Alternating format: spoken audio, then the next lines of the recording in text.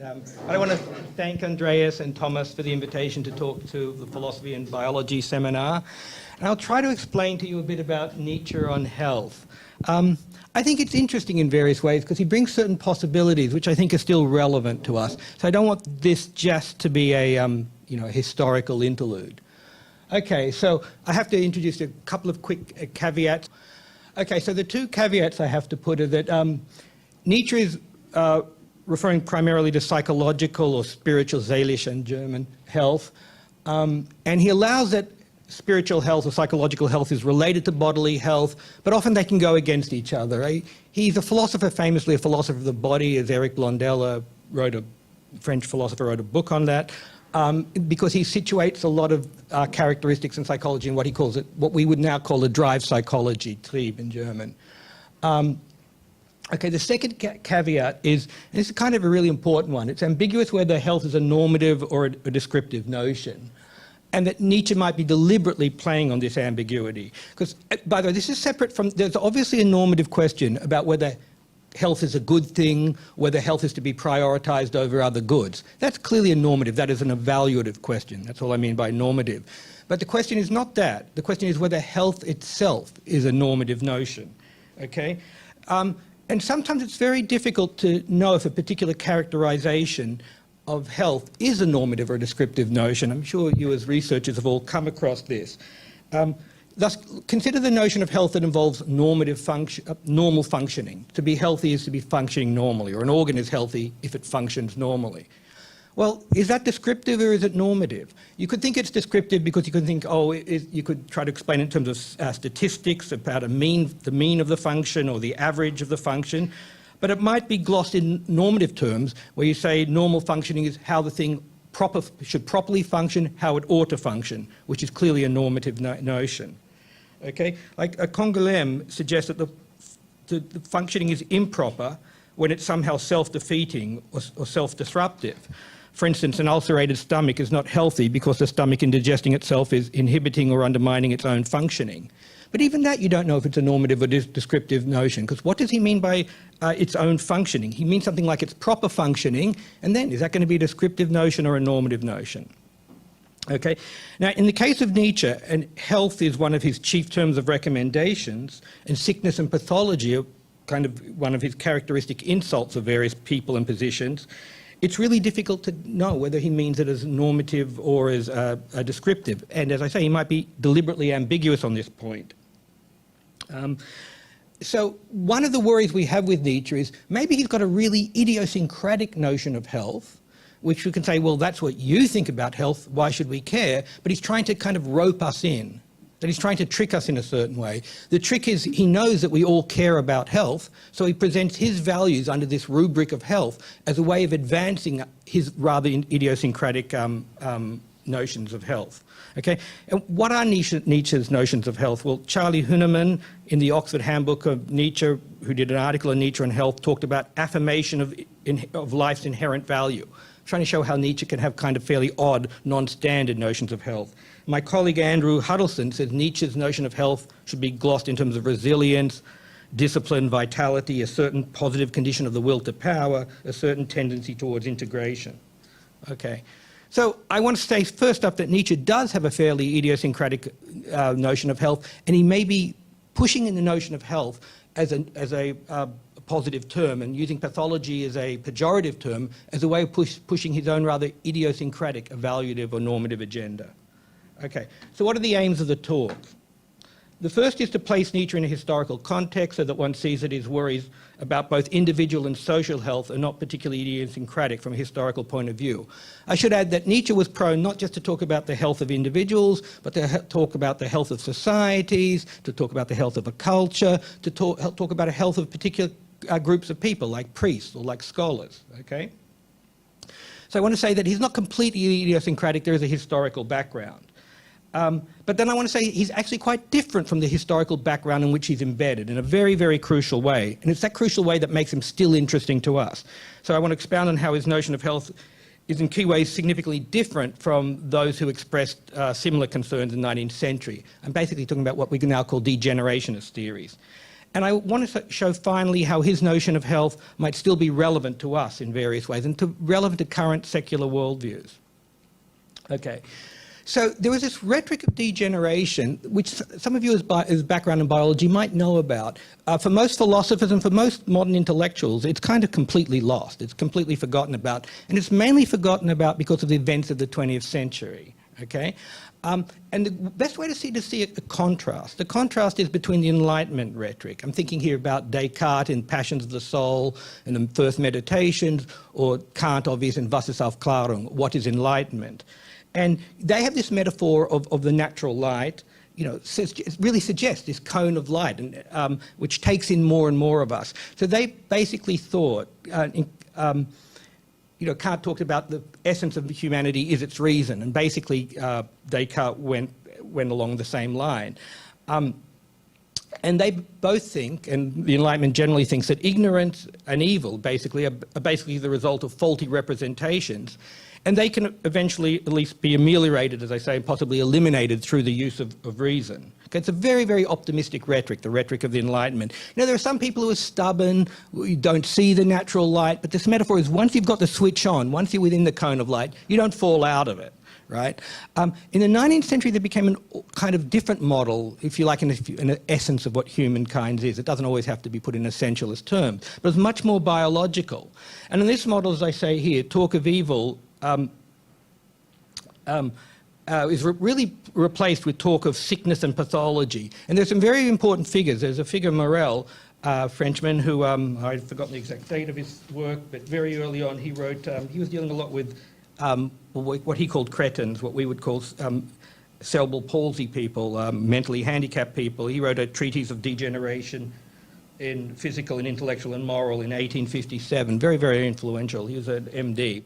But there's also Vogt, Carl Vogt, who wrote, very famous in his time, as famous as Darwin, Lectures on Man, and Lombroso was a father figure of modern penology theory, who wrote The Female Fender, The Male Fender, and they wrote in this idea of, they even tended to, of course, not use moral terms like evil, they used terms like sickness and pathology, but they wrote about criminals, about various déclassé members of society. By the way, this is also taken up in literature by people like Baudelaire and Nana, oh my God, who wrote Nana? I'm just having a mental block. Zola. Zola wrote 20 volumes where he was trying to popularise the notion of degeneration theory. I'm going to quote from Darwin, because it's interesting to see that Darwin at least flirted with degeneration theory, but I don't want to suggest Darwin really was a degenerationist. Darwin tended to be more in the Enlightenment optimistic mode, but there are some very, very famous purple passages, as we call them, which express the fear of degeneration. Because you see the fear. When you've got the Enlightenment, it's totally optimistic. It's the natural light taking in more and more people. But if you think evil or lack of morality is something to do with the body, that has a different logic. It's the logic of infections. And you don't educate an infection, you isolate it or eliminate it. Okay, so I'm not going to read this whole quotation. I'll just read the kind of the gutsy part, the really interesting part. No one who's attended to the breeding of domestic animals will doubt that this must be highly injurious to the race of man, that is, letting the imbecile, the maimed, the sick and the weak propagate. It is surprising how soon a want of care, or care wrongly directed, leads to the degeneration of a domestic race. But excepting in the case of man himself, hardly anyone is so ignorant as to allow the worst animals to breed. Okay, so there you see Darwin expressing this fear which was common to the degenerationists, that there are the weak, the sick, the infirm, and often they meant the urban poor, as a matter of fact. There's a lot of classism involved here, that they're breeding and they're intermingling with us, middle-class people, and they will swamp the gene pool, so to speak. Of course, the notion of gene pool wasn't around at that stage, of course. So often they use metaphors of blood, infecting blood. And here's another quote also from Descent of Man, from Darwin. I don't have a slide for this. If various checks do not prevent the reckless, the vicious and the otherwise inferior members of society from increasing at a quicker rate than the better class of men, the nation will retrograde, as too often has occurred in the history of the world. We must remember that progress is no invariable rule. I mean, this is famously what Darwin introduced, this kind of pessimistic notion that we're just a series of accidents, and if the accidents go wrongly, we can retrograde, is the way a lot of people took it. His cousin Dalton was the one who started he coined the word eugenics, and he started the British eugenics movement. So it had a lot of ramifications in 19th century society. Okay, so the degenerationist view of the world is basically what we call Manichaeism, from the ancient religion of Mani, where there's pure good and there's pure evil, and they're in an eternal battle. They're equal forces. You know, it was an answer to the famous religious problem of evil. How can there be evil if God is all-powerful? Mani said, well, there are two equal forces. God is not all-powerful. Anyhow, we call such views bipolar views, if you like, Manichaeistic views. So there are the healthy and the sick, degenerate, and if the latter are to be stopped from infecting the former, they need to be isolated or eliminated. And you can see that the idea of evil or immorality as a pathology and infection involves a radically different logical space than the idea of evil as a matter of faulty representations. You can educate people out of faulty representation through the use of reason. Infections one deals with by isolation and elimination. I should say, just for some of the history of this, there was a book written by Max Nordau, I think it was 1902, called Degeneration. It was a total hit in its day. I mean, it was much more read than Freud, for instance. In fact, I have letters of various very famous people saying, why can't we talk about something other than this book? But this book actually helped to bring the whole rhetoric of degeneration into intellectual disrepute, because it's a very flat, positivistic book. It just quotes from Ibsen, from Wagner. Funnily enough, it quotes from Nietzsche and says, look, aren't these guys degenerate? And yeah, that book really hurt degeneration theory. And then, of course, the events of the Second World War, when some of the degenerationist ideas were clearly taken up, made that total talk totally verboten, totally forbidden. And that's why a lot of us as intellectuals have lost memory of this notion. Okay, now Nietzsche, you know, the word Entartung, degeneration, goes throughout his book, I mean, his works, especially in the latter period. He uses it a lot. And he often sounds like he's another degenerationist theory, which kind of suggests maybe he belongs on the scrap heap of history, because that's where degeneration theory kind of belongs. So here are some examples. This is from the Genealogy of Morals. Sick people are the greatest danger for healthy people. For strong people, disaster does not come from the strongest, but from the weakest. You see this kind of rhetoric of infection already there. That the invalids do not make the healthy sick. That would be such a softening. That should surely be a ruling point of view on earth. But that would require, above everything, that the healthy remain separated from the sick. So it's the isolationist policy. Okay, so Nietzsche seems like he's really involved in degeneration theory. Okay, but that is not actually Nietzsche's considered view.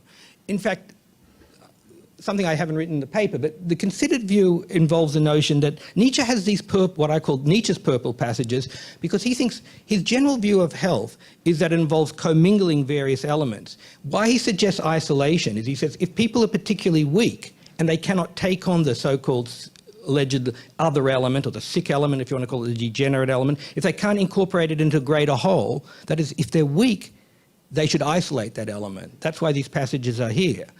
But he thinks if you're genuinely strong, you can incorporate it in, these weaker elements in.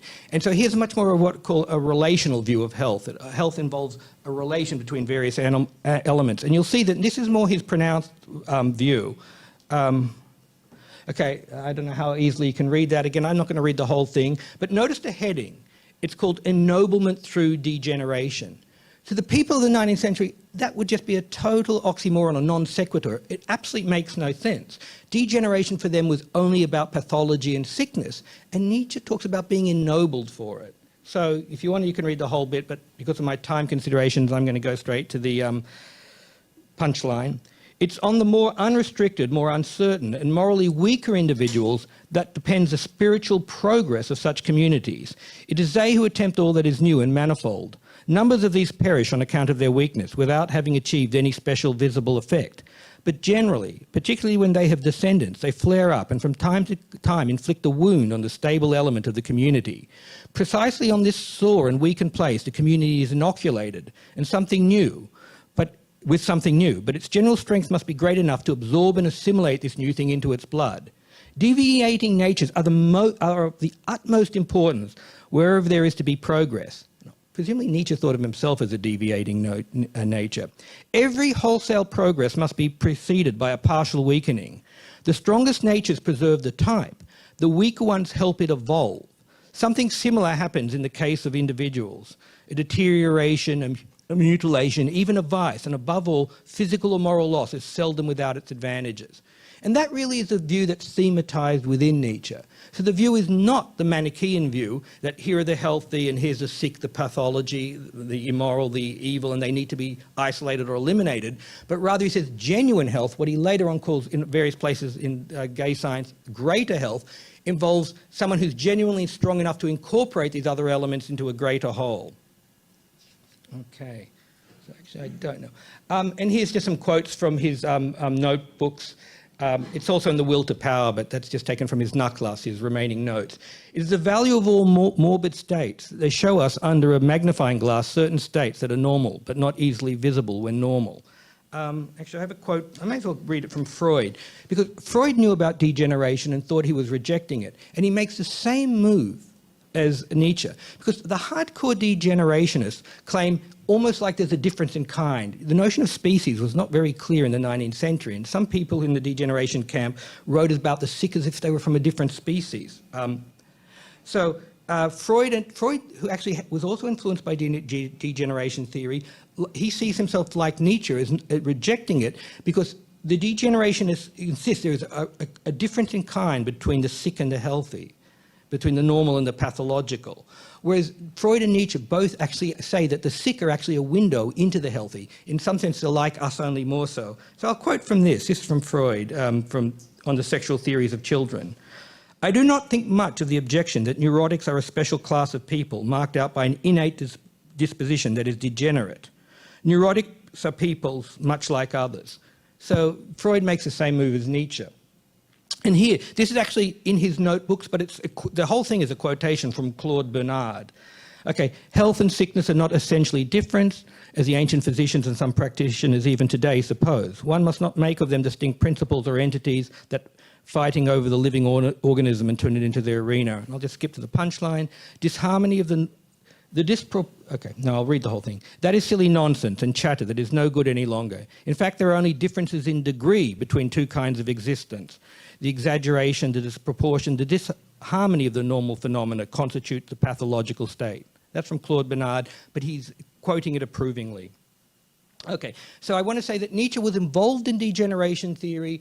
He used its metaphors, but he basically rejected the Manichaean view. One of the things about Nietzsche, I think using all this rhetoric of the sick and the pathology and the degenerate is very, very politically dangerous, right? It can naturally be, idiots will basically appropriate it in a certain way and read it in a very, very literal way about here are the people that need to be isolated or eliminated, and it has had throughout history horrible, horrible consequences. And the funny thing about Nietzsche was he was such a genius. He knew that idiots would read him in a certain way, and he said horrible things will be done in my name. It's just that Nietzsche didn't care what idiots made of him. He only cared about, he was really writing for a very small elite. He's in some sense, if you like, irresponsible. Okay, but here I want to talk about how Nietzsche often uses this term of degeneration and pathology in characterizing his enemies, which is very unusual for philosophers. You know, most philosophers say, well, these people, their views are wrong. That most philosophers are keyed on notions like truth and falsity, justification or lack of justification. Nietzsche really uses this kind of medical forensic terminology throughout his work. And maybe in conversation we can talk about why he does that. I think he's got some very interesting motivations for doing that. Okay, so this is what he says about, he characterizes Christianity as a kind of pathology. Okay, at the bottom of Christianity is the rancor of the sick, instinct directed against the healthy, against health itself. And this is really what he holds against Christianity. By the way, he also actually admires Christianity a lot because he says, and part of a talk which I might come to in the appendix, how Christianity is really important because it gives meaning, it gives existence a meaning, and he thinks having a meaning for existence is very important for various ways, in various ways. The trouble is it gives existence a meaning at the price of denigrating life, by denigrating the instincts, because Nietzsche thinks we are nothing but drives, life is nothing but drives, and drives many of the drives that are characteristic of us are disapproved of by the church because they're aggressive, violent, sexual drives. And here you see that coming out. This is from Twilight. The church combats the passions with excision. Its practice, its cure is castration. But to attack the passions at their roots means to attack life at its roots, because the passions that drives our life for him. The practice of the church is hostile to life. The same expedient, castration, extirpation, is instinctively selected by those who are too weak-willed, too degenerate to impose moderation on it. Okay. So this is Nietzsche's big rejection of the church. And basically he's accusing the church, by the way, of having a basically manichaeistic view. Of course, he's not saying this is the explicit doctrine of the church, because the church will, someone who's seriously Christian will answer, but no, life is God's creation, and as such, it's worthy of adoration. It's a sacrilege to slander life. But he says the implicit logic of Christianity is manichaeistic, and you can make up your mind to what extent that is true.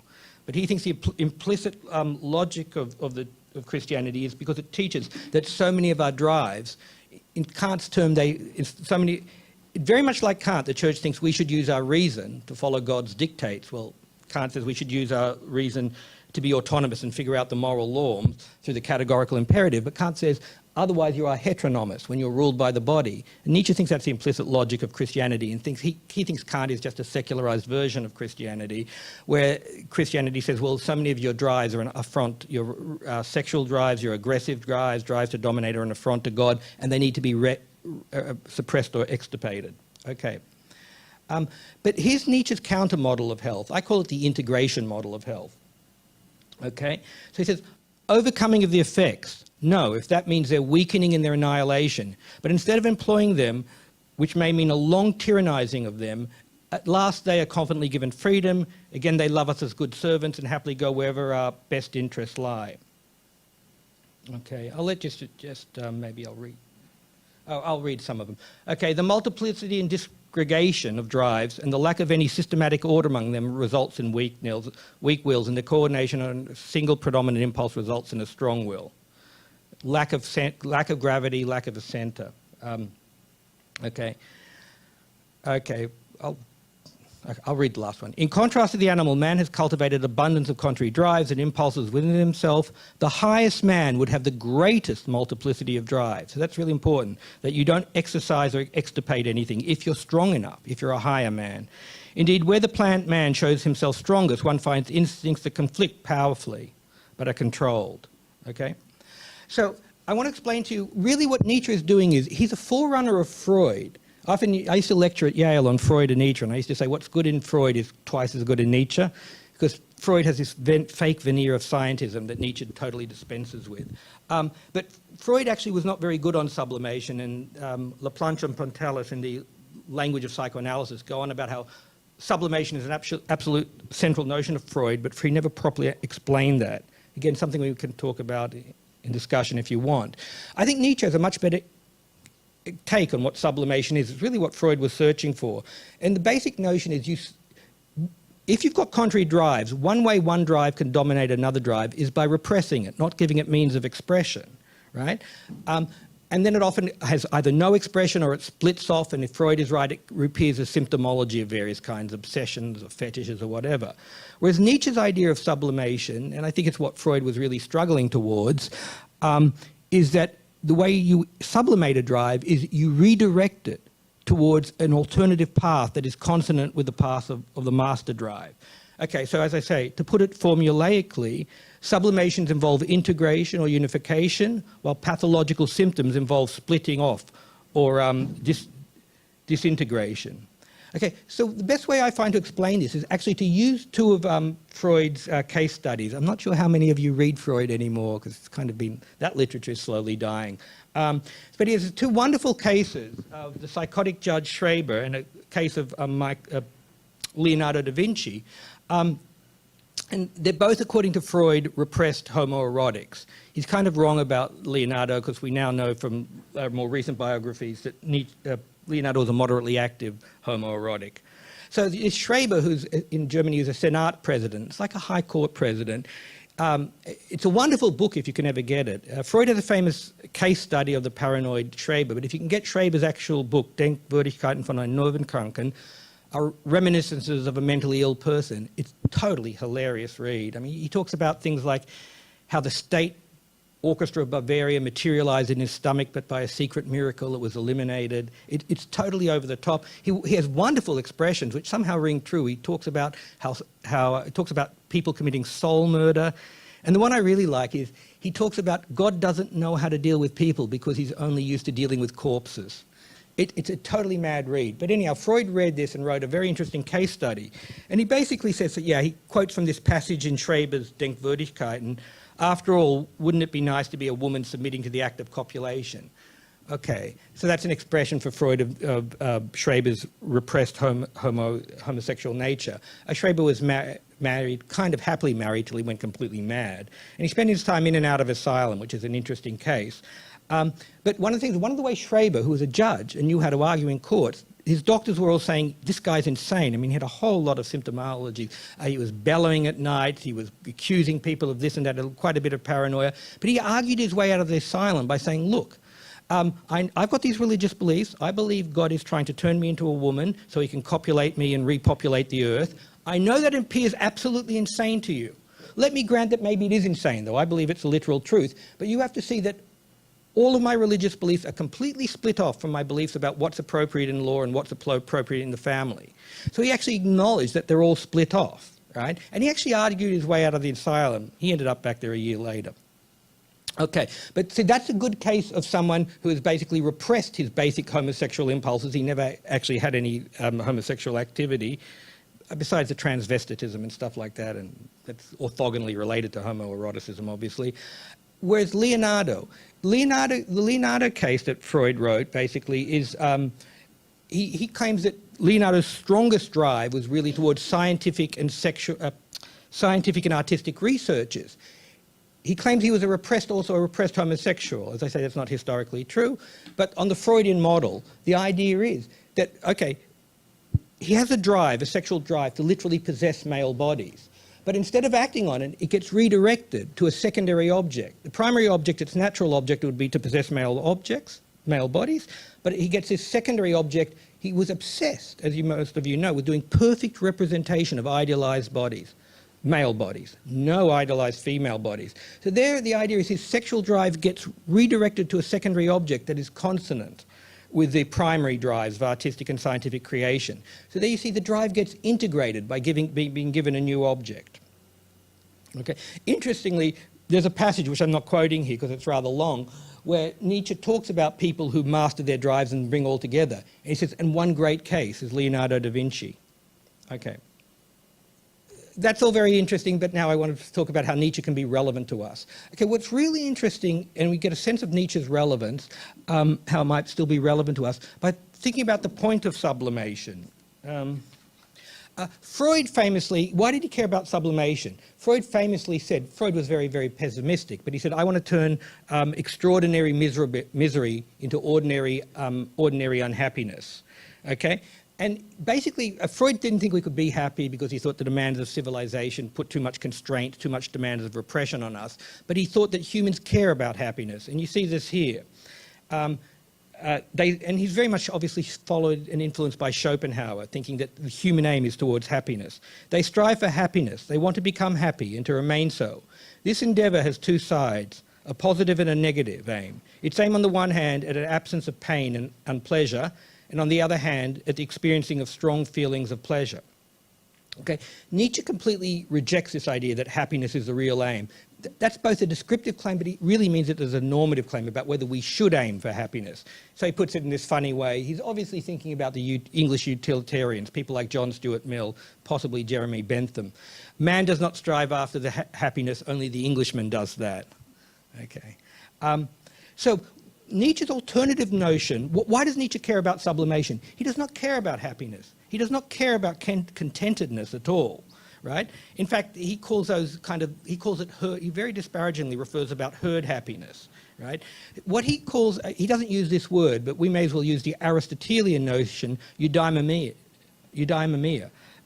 which is kind of flourishing. Aristotle explains it as the fullest expression of an individual capacities. It's not a matter of one's phenomenological state. You know, you can have eudaimonia, you can be flourishing and be kind of physically and mentally miserable. In fact, the funny case is Nietzsche himself. When you look at the man Nietzsche, you know, he had migraines, he had all kinds of physical ailments, he had vomiting, he had eye problems, and he was also extremely lonely. You know, he quit his professorship very young and he was wandering around various watering holes in Sils Maria and Naples. No one would read him. He had to pay for his last 6 books to be published. If you think phenomenologically what his life was like, in terms of happiness qua contentedness, he was really seriously unhappy.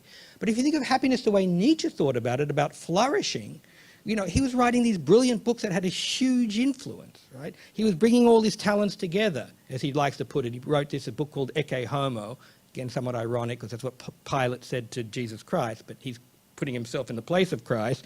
You know, he has moments of megalomania, let's say. Nietzsche actually had, by a Nietzschean standard, had a very happy life. And, you know, I always say this to students, it's something to think about. There are these 2 conflicting notions of happiness, and 2 conflicting notions related to health, because health is obviously related to happiness. There's happiness as something phenomenological, vibrating in the stomach or whatever it is, contentedness. And there's this another Aristotelian notion of happiness, which is about realizing one's capacities. And obviously to realize all your capacities, you can see why you would want sublimation. Nietzsche likes sublimation because he thinks that's a good path towards eudaimonia, realizing your capacities. Okay. So one of the things Nietzsche invades against is he invades against the whole rhetoric of compassion, which he attributes both to Christianity, to his teacher Schopenhauer, not literal teacher, but he claims to have learned more from Schopenhauer, because Schopenhauer was a thoroughgoing atheist, but he said the chief virtue is compassion. But Nietzsche also attributes it to the Enlightenment. He thinks the Enlightenment ideals continue the Christian religious ideals of making compassion, the amelioration of suffering, a central idea. But Nietzsche was not that interested in the amelioration of suffering. He's not interested in suffering for its own sake. But he says, we have a mindset that turns it into a categorical imperative to eliminate all suffering. And that actually Nietzsche thinks of as a kind of a pathology. He does not think of that as healthy. Because he thinks, as I say here, happiness typically flourishing involves extending oneself, taking on great challenges. Think of the guys who try to climb Everest, taking on great challenges that often involves a strong risk and a certain amount of failure and suffering. So he becomes very suspicious of this aim of eliminating suffering.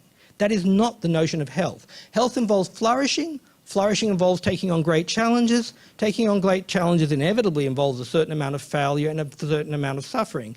And as he's earlier said, you need the suffering in order maybe to inoculate yourself against it and to create a greater whole.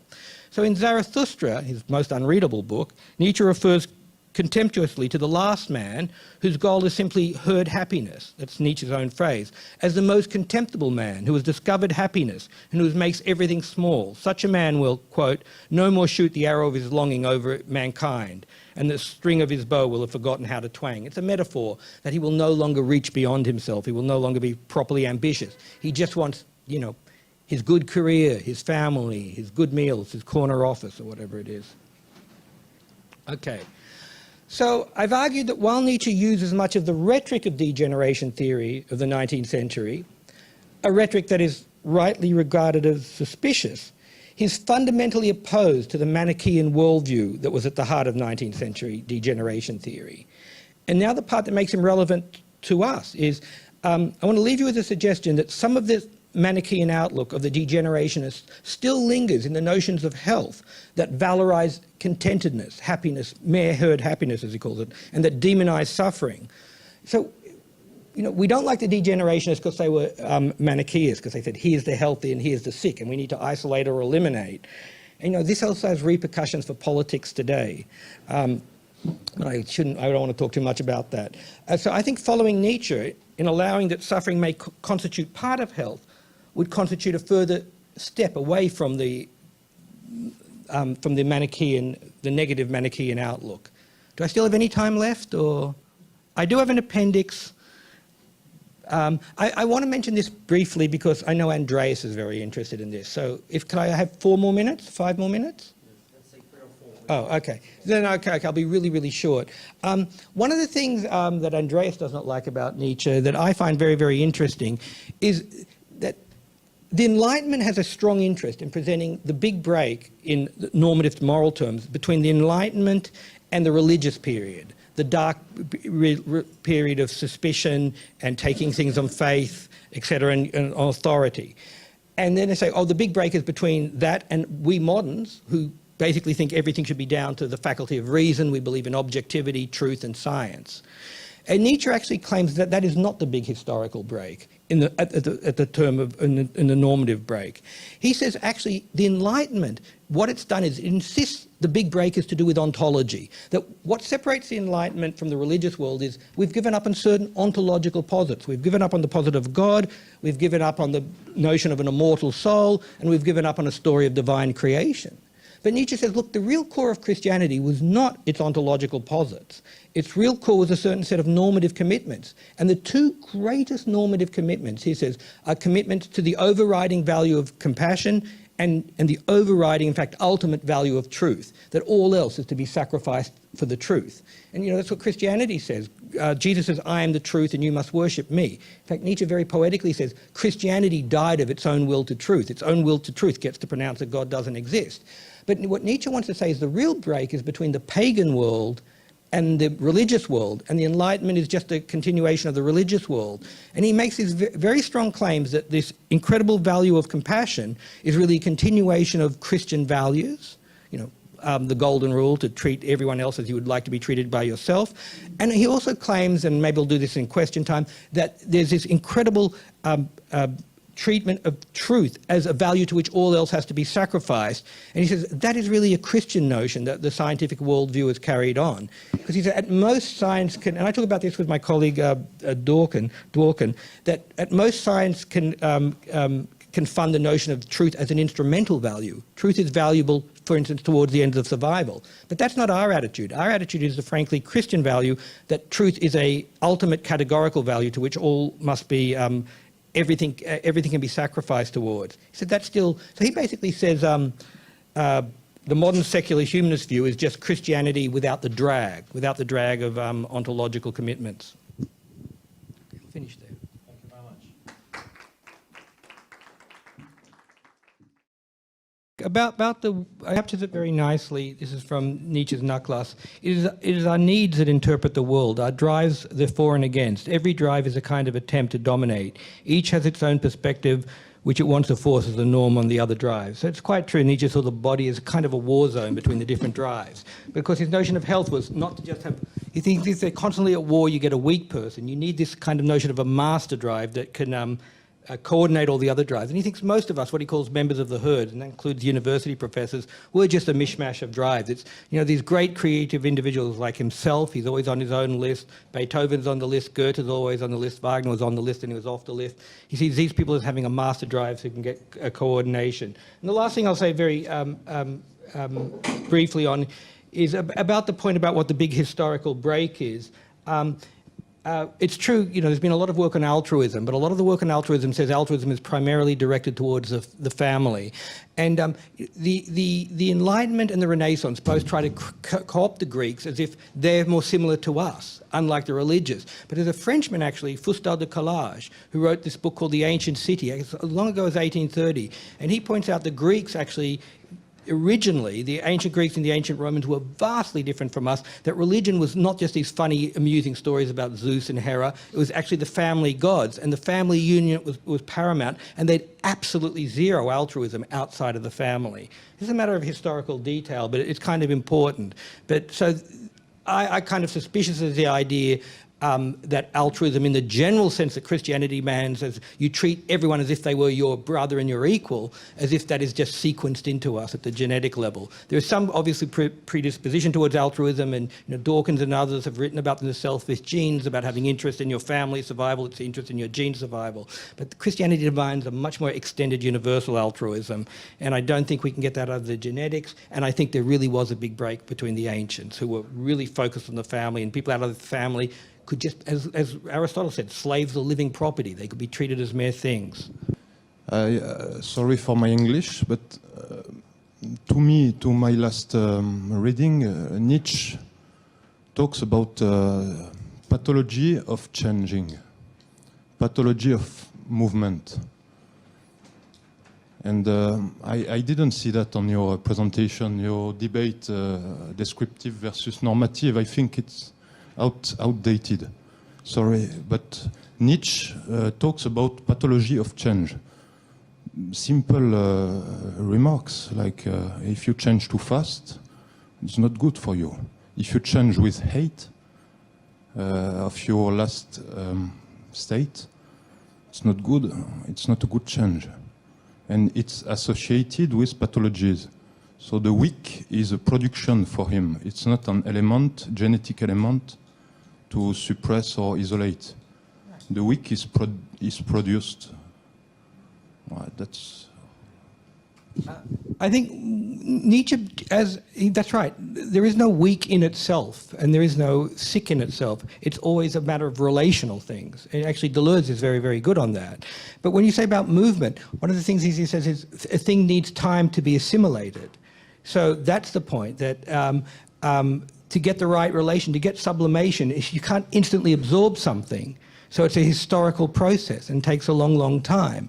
So yeah, Nietzsche's obviously a very dialectical thinker and also a very rhetorical thinker. So he has to be careful about what he says. But there's no problem with me incorporating a notion of Nietzsche involving in movement, because that's again a thing. It's not an ontology of this is good and that is bad, but it's a relational thing, and those relations involve various assimilation and various rejections, and that all involves something temporal and movement. The thing about the normative, I don't really think you can reject that Nietzsche has a normative agenda, because by normative I just mean that he's got an evaluative agenda, and that's what he cares about. The only reason he goes into this stuff about health, etc., and he says this very clearly, is I don't really care about that. What I really care about is certain normative notions, or evaluative notions, like what constitutes a healthy society or what constitutes a good society. And he had a really clear normative agenda, which he thought might be a replacement for Christianity. He thought replacement values that we might have, the value of the great culture and the great individuals. And he thought these great individuals were A, ends in themselves, and B, contributors to culture. And one of the reasons why he thought we could promote this kind of agenda for the modern world is it doesn't involve any heavy-duty metaphysics of God or souls, etc. So he does do this diagnostic stuff where he talks about assimilation, he talks about movement, but it's because it's towards his greater normative agenda. Yeah, I just have a comment, actually also a question. I was just wondering why Nietzsche, he spent his life just pushing to get people strong, but not weak, but this problem was related to him because he is sick, try to be a strong man or something else, I don't know, just... Yeah, well, I tried to mention that by Nietzsche's own lights, and he says this in Ecce Homo, he thinks all his sicknesses contributed to his, in a longer version of the paper I talk about, he has this expression called the great health. And the great health is not measured by vectors of whether you've been infected, whether you're suffering. It's about what you make of it, basically. And so Nietzsche liked to think, of course, it's very self-serving for him to say this, that he thinks all his migraines and everything, fighting them and battling made him a stronger person, etc., but also gave him this model of assimilation, and hence a model of health. You know, and so some people have written these biographical stuff about Nietzsche, that Nietzsche tailors a notion of health to suit himself so that he in the end can come out healthy. Because if you think of sickness as prone to various symptoms, he comes out as sick. So he comes out with a new notion of health, and guess what? He happens to be healthy by this notion. And that may well be the inner motivation. You know, I don't like to speculate too much on psychology. I think nevertheless his notion of health as a relational notion is nevertheless philosophically interesting in its own right. But there may be this biographical element that inclined him towards it anyhow. But I might add Freud. You know, it's really interesting. Freud has the same non-Manichaeistic notion of health. Think about it. At first you think, oh, the id is being characterized as the source of various pathologies and moral evil. But Freud does not say what I want is, despite he says where id was, there ego shall be. Freud's considered notion is if you give in to the id completely, desires, passions or whatever, then you become a psychotic. But Freud says if you give in completely to the ego, that's how you become a neurotic. What he wanted was, his notion of health was a balance between the two. So in that way, again, Nietzsche and Freud are very similar, that they have a notion of a health as a dynamical balance of various elements. Another question. So what Nietzsche will say if we can, I mean, today we have kind of compound drugs that control this weakness. So what will be the intention to transform a weak people to strong one using this kind of chemical? See, well, that's just the thing. Nietzsche thinks a lot of the Enlightenment and a lot of the medical establishment is fixated on the elimination of suffering. And he is really suspicious about that. The whole mentality of compassion, he thinks, is a mentality that just leads, its ideal of the human is the human as mere contented animal.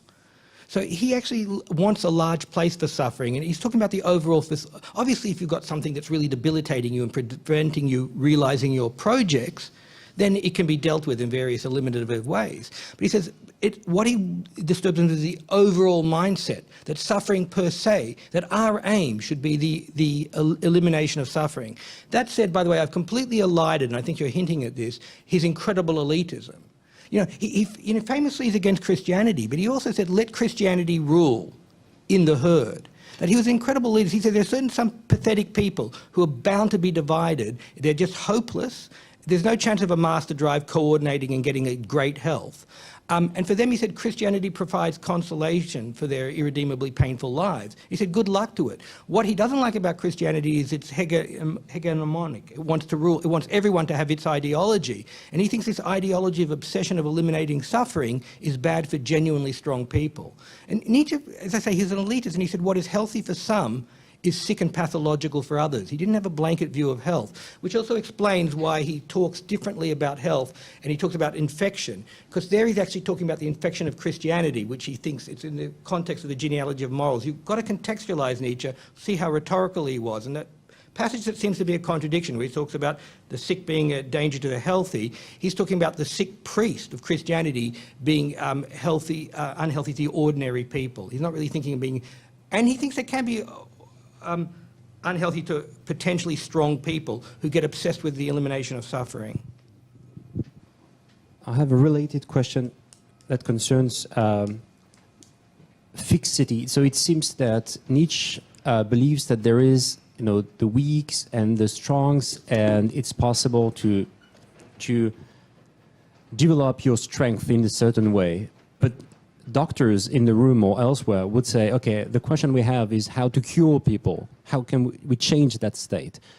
Whereas what you seem to present is more like you're weak, you're strong, you can be a little bit stronger, but you're not ready to cure someone. So my question is, does he really talk about curing people, about doctors? What's his view about, curing in general? The interesting thing is, I think actually, working?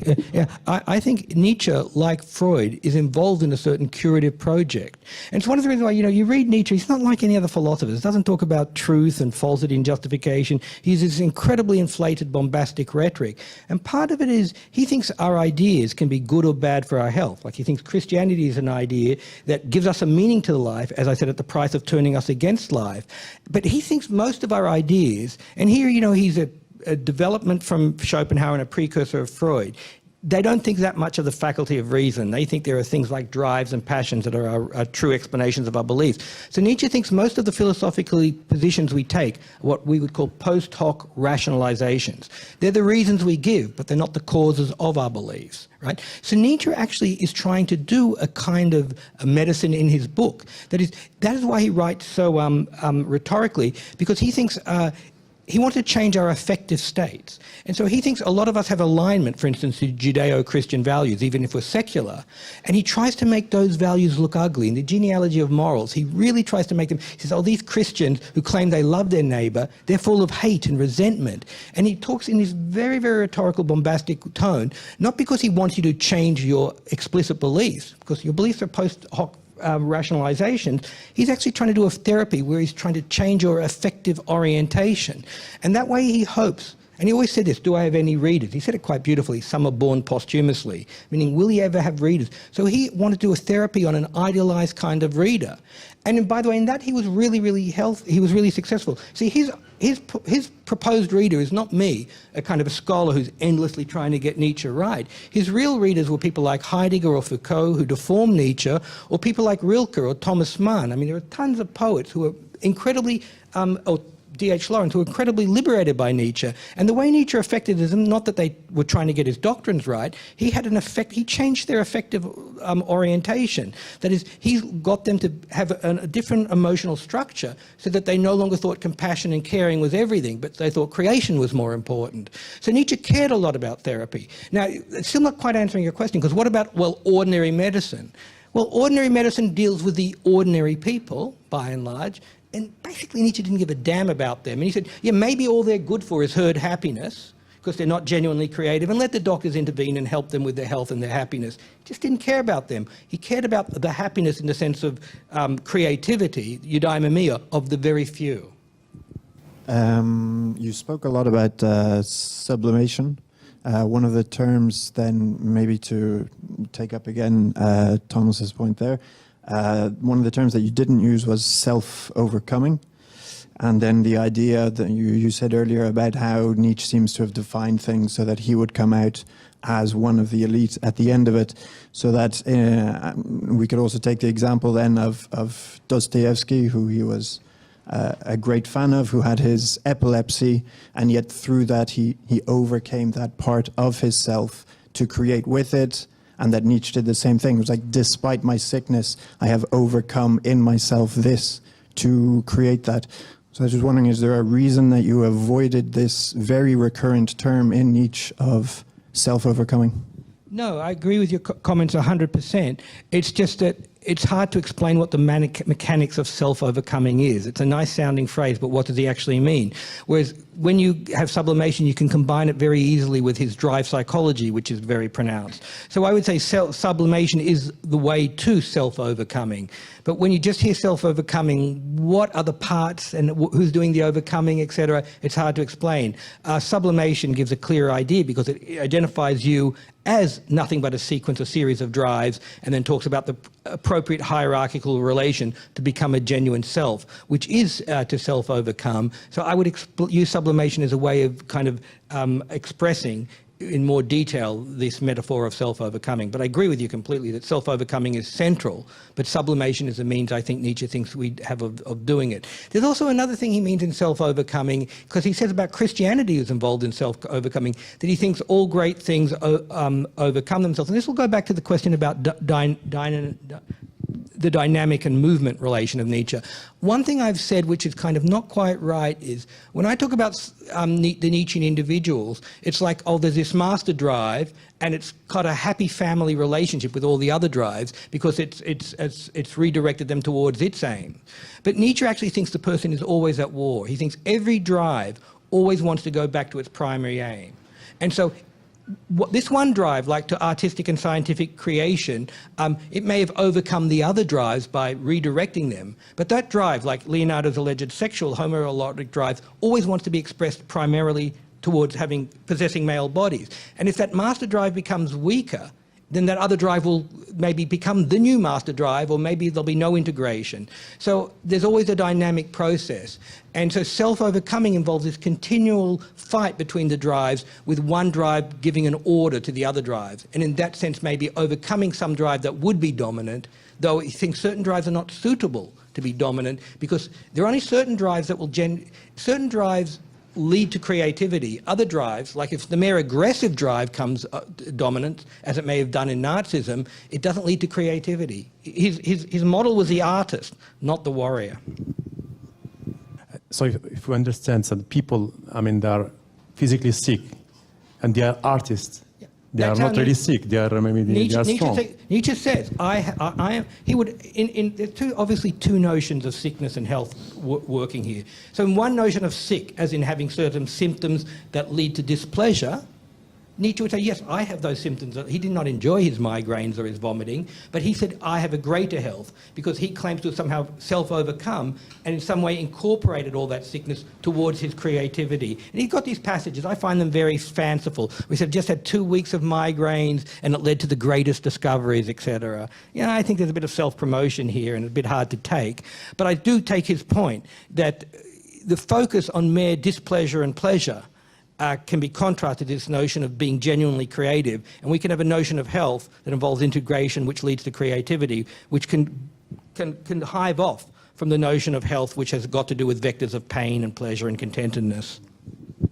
I mean, I have maybe one final, if there's no other thing. So, I mean, what can we take from Nietzsche? That's the question. I mean, Nietzsche to us is, I mean, if you take his theory and his writings as, let's say, hardcore statement, it's against. I mean, let's say it's an anti-enlightenment, anti-humanistic standpoint of view, and our civilization, or at least the Western civilization, is based on these values. We want to heal the sick, we want to improve, we want to improve flourishing, and of the greatest number we want to improve the flourishing, not only of the precious so-called. And what are the precious few? This is a self-attribute to them. Who designs them as precious few? Who tells that these people are really the big creators? What will they contribute really to knowledge? Knowledge is always judged by others, not by himself. So, and the advance is just better. So I believe that, I mean, I must say I'm more or less inclined with Russell, that he says that the Superman, the Siegfried, is in fact, Nietzsche's Superman is the Siegfried that speaks Greek. So that's the, and that, in fact, the problem is what can we, I think what I would take is the sublimation, okay? That really I would take. What I would take is his attack on religion and Christianity, albeit he was not so much attacking the other religions. He was criticizing some aspects of Islam that was repressive in terms of morals, but he liked the power structure of Islam.